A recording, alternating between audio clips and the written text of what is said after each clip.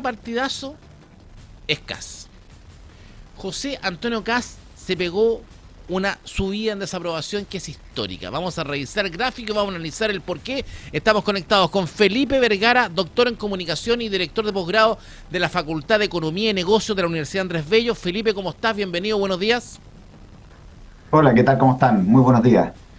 Felipe, Mañana fría. analizamos encuesta Cadem, ¿cierto? Y los números que estamos viendo ahí en pantalla de la aprobación presidencial, independiente de su posición política, pregunta Cadem, ¿usted aprueba o desaprueba la forma como José Antonio Kast está conduciendo su gobierno?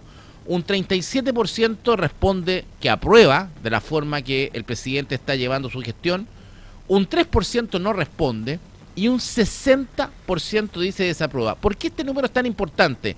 Porque mira, estamos mostrando la segunda gráfica, le contamos a nuestros auditores en la radio, que estamos mostrando la segunda gráfica donde se ve desde el 13 de marzo, fecha en que hace el primer sondeo Cadem, posterior a que el presidente José Antonio Kast asume el gobierno el 11 de marzo, él tenía en ese instante una desaprobación del 34% y una aprobación del 57%.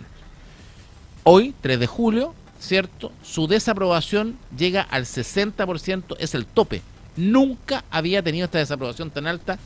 ¿Qué significa esto, Felipe? ¿Por qué estos números? ¿Qué está pasando con el presidente? Interesante, en el no sabe y no responde también se disminuyó, si no me equivoco. O sea, la gente se está inclinando por el apruebo o por el desapruebo de la gestión. Y la mayoría se está inclinando por desapruebo de la gestión. Me parece que Exacto. esto tiene un punto de inflexión con el alza de las bencinas. El gobierno hizo una apuesta de que esta alza iba a ser entendida, iba a ser asimilada, iba a ser comprendida por la ciudadanía, y no lo fue tal, ¿ah? Y cuando la bencina empieza a bajar levemente y no llegando a los niveles que se esperaba, pese a que el valor del petróleo ya está a los niveles preguerra, también empezó a generar molestias. A eso se le suma el nivel de desempleo que ha crecido, el nivel de crecimiento del país que sigue a la baja, y, y la justificación permanente de que esto es culpa del gobierno anterior, termina molestando a la gente. En verdad que ya le agota en el corto plazo, porque esto es muy corto plazo además. Exactamente. Ahora, es muy importante también ir definiendo, ir desmitificando ciertos aspectos que han pasado en este gobierno de José Antonio Kast, Felipe, porque tú hablabas muy bien, ¿cierto?, que esta desaprobación al presidente se origina y tiene un alza cuando también tenemos el alza histórica de los combustibles, que como vemos en televisión ahí es el primer gráfico, ¿cierto?, el lado de acá, cuando él pasa de un 42% de desaprobación a un 49% de desaprobación, ¿cierto? Pero posterior a eso, la bencina comenzó a bajar. El conflicto terminó, sin embargo llegamos a un 60. ¿Qué pasó entre medio? Tuvimos diferentes hitos. Estuvo el famoso almuerzo en La Moneda con sus compañeros de curso. Estuvo la famosa frase, no hay plan de seguridad, era una metáfora, no los voy a echar a todos. Estaba también el fallido cambio de gabinete, cuando saca a la hoy cuestionada ex ministra de Seguridad, Yamara Sadini. Está su primera cuenta pública, está el caso de los niñitos haitianos. O sea, no hay ningún hecho potente en beneficio del gobierno. Si uno dice, en estos 120 días o ciento y tantos días de gobierno, no ha habido ningún hito donde uno diga, pucha, que lo ha hecho bien Kast. ¿Será eso la marca mayor de la desaprobación?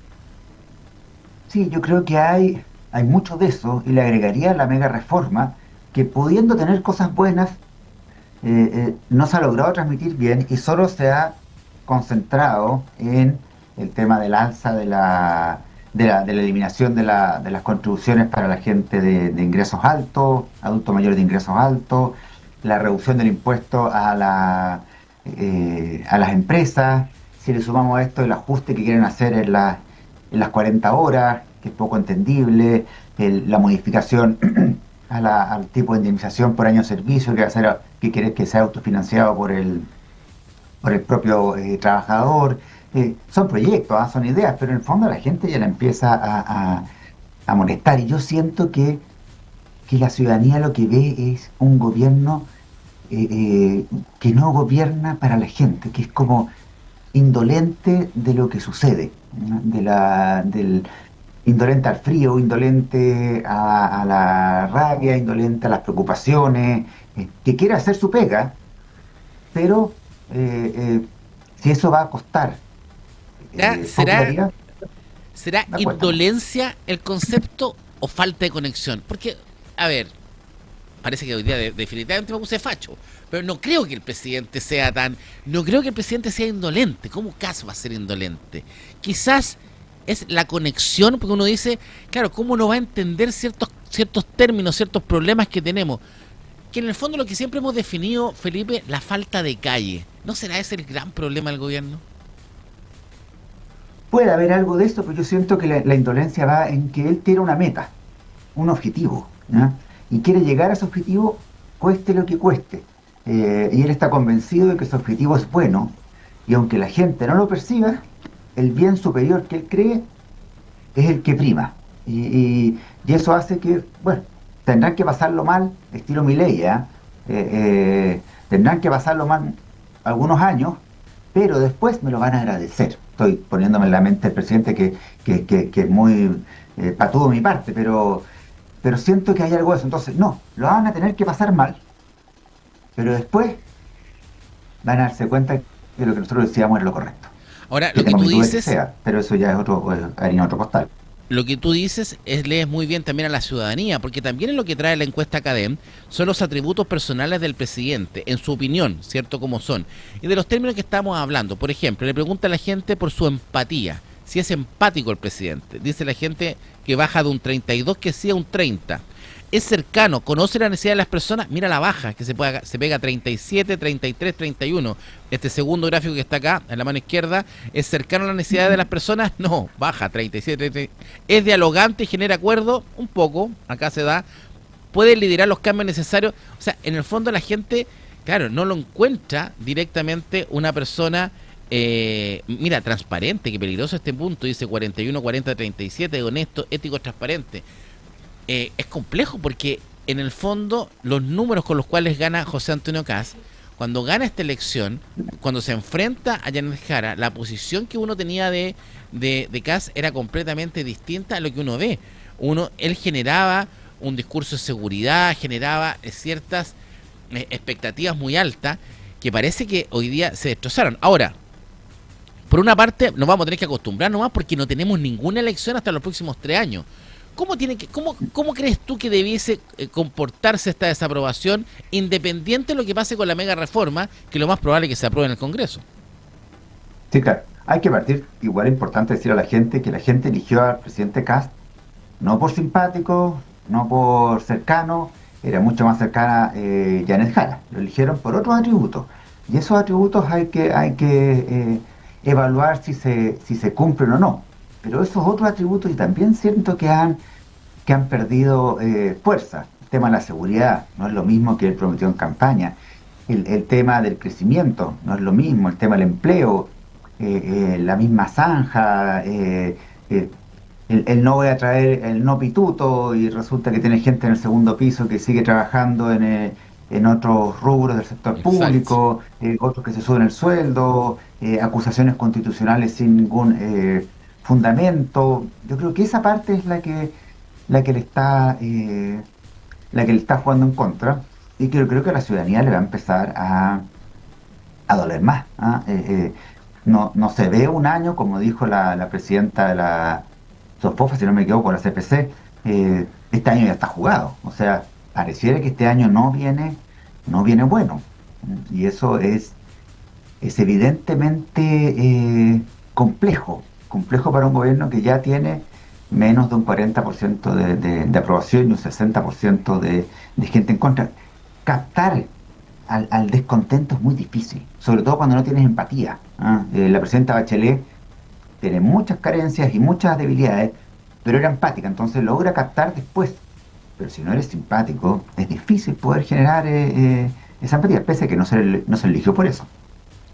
Sí, es importante lo que tú dices, porque cuando hay un comparativo justamente con los 4 presidentes anteriores, los 3 por lo menos, tanto en la aprobación de Boric, de Sebastián Piñera, que el Sebastián Piñera 2 era bastante más empático que el Piñera 1, digamos. Piñera 1, los primeros meses de Piñera 1 se parecen mucho a Kast. Se parecen muchísimo en la composición del gabinete, un gabinete mucho más técnico, no tan político, un gabinete un poco más desconectado, ¿te acuerdas? Que es muy parecido.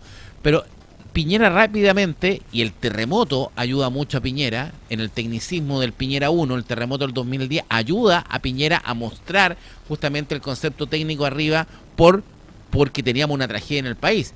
Y José Antonio Kast habla de esta misma tragedia y nos pone este gobierno de emergencia, pero nos queda la sensación que este concepto de emergencia que él quiso crear prácticamente fue autoproclamado con el alza de las bencinas, porque ahí nos provocó la emergencia. Yo creo que ese concepto el que no pudo lograr manejar Kast, que quiso a lo mejor parecerse a Piñera, al Piñera 1, con este tema tecnicismo, y que no ha tenido el sustento para poder mantenerlo. Sí, y lo condenan sus declaraciones de campaña.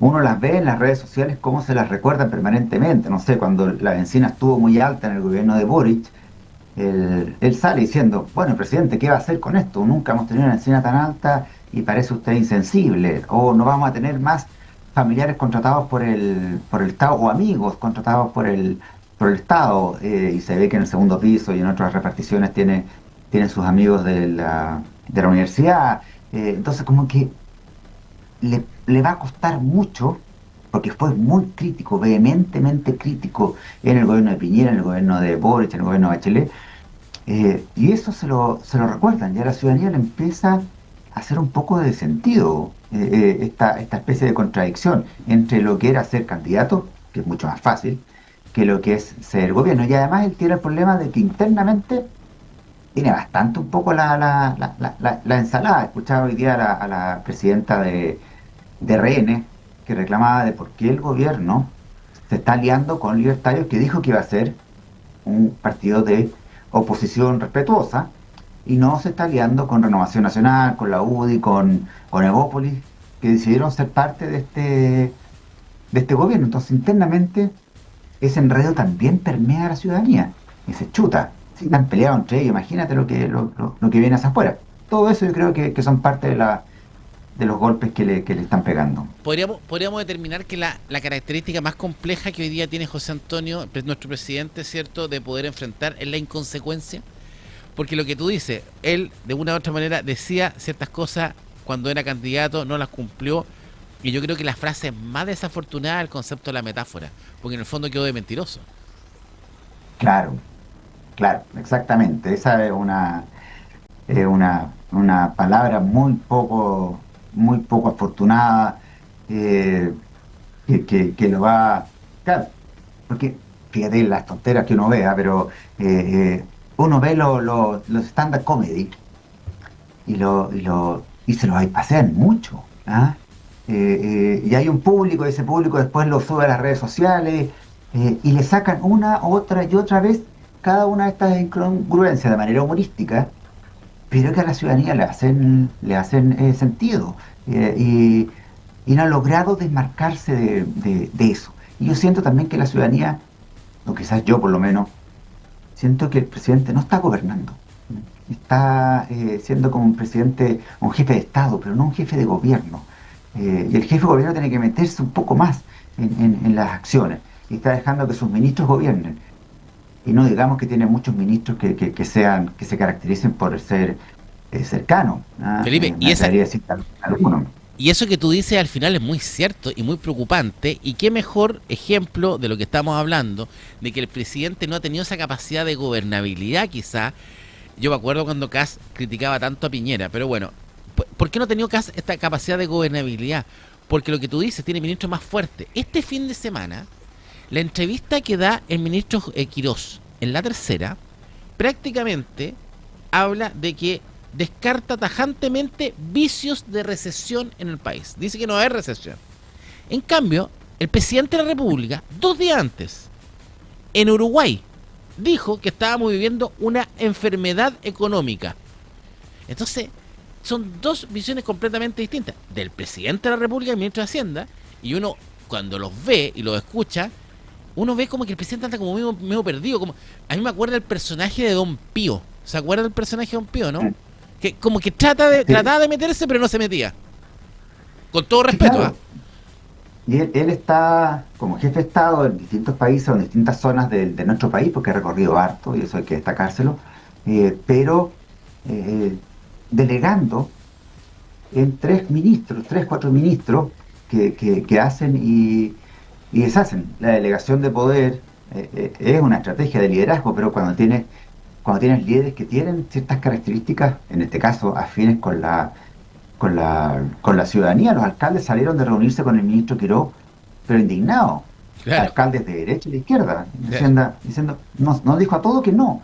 Entonces, no hay cierta afinidad. El ministro Pudú que va por la misma línea. Lo único que uno ve con más cercanía emocionándose un poco, afectándose, mejor dicho, un poco, es el ministro Arrau. Pero el resto yo poco y nada los veo vinculándose con la gente, y eso es parte hoy día clave de todo gobierno. No solo serlo, sino que para hacerlo también. Exactamente, y eso es muy relevante, muy importante. La diferencia del diagnóstico de lo que hablaba justamente el presidente de la República en Uruguay, lo que dice Quirós es completamente ajeno. Ahora, el nombramiento, y para cerrar, Felipe, el nombramiento de Arrau en la cartera de seguridad, como que le vino a ordenar el paño al presidente, como que vino a poner un manto de cierta credibilidad que justamente va en contra de lo que hablábamos de él. Ahora, ¿cuánto plazo tendrá Arrau? Porque uno ve a Arrau y también lo nota como más lento, como que espera expectativa. ¿Tendrá más plazo? Sí, sí, creo que ha sido un cambio acertado. Eh, Evidentemente la ex ministra Spert, por lo que uno va sabiendo ya en el último tiempo, la verdad es que no estaba para ese cargo, ¿no? Definitivamente. Y eso fue algo que, buen cambio, muy rápido, dentro de todo, lo que también golpea, porque si a los 2 meses ya tienes que estar haciendo cambio de gabinete de dos personas que supuestamente iban a destacar, ella y la ministra vocera, golpea. Creo que Arrau tiene un margen mayor, pero no es algo que solucione, o sea, y ahí va a volver a pegarle sus propuestas de campaña. La delincuencia no se soluciona porque tengas un mejor o peor ministro o un mejor o peor gobierno. Son cosas de largo plazo que requieren de mucho esfuerzo. Pero se puede manejar la expectativa distinto. Exactamente. Pero claro, pero ellos crearon expectativas.